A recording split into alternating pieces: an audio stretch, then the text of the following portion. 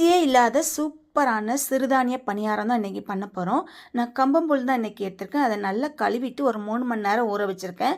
அதுக்கப்புறமா தான் உளுந்த 1 மணி நேரம் ஊற வச்சுருக்கேன். 3 கப்பு அரிசிக்கு 1 கப் அளவுக்கு உளுந்து, 1 டீஸ்பூன் வெந்தயம் சேர்த்து நல்லா 1 மணி நேரம் ஊறினதுக்கப்புறம் மிக்ஸி ஜாரில் சேர்த்துட்டு நல்லா நைஸாக அரைச்சி பாத்திரத்துக்கு மாற்றிக்கோங்க. இப்போ 4 மணி நேரம் ஊறின கம்பம்புல்லையும் சேர்த்து நல்லா அரைச்சிட்டு அந்த மாவோடு சேர்த்து 1/2 டீஸ்பூன் உப்பு சேர்த்து மிக்ஸ் பண்ணி கொடுத்துட்டு ஒரு 1/2 மணி நேரம் அப்படியே விட்டுருங்க.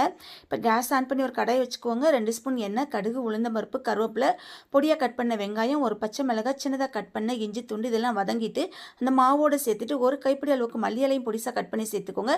2 ஸ்பூன் அளவுக்கு தேங்காய் துருவையும் சேர்த்து மிக்ஸ் பண்ணி கொடுத்துக்கோங்க. இப்போ கேஸ் ஆன் பண்ணி பணியாரக்கல்லை வச்சுட்டு கொஞ்சம் நெய்யோ எண்ணெயோ சேர்த்துட்டு சின்ன குழிக்கரண்டியை வச்சு கோரி ஊற்றிட்டு ஒரு 2 நிமிஷம் மூடி வச்சுக்கோங்க.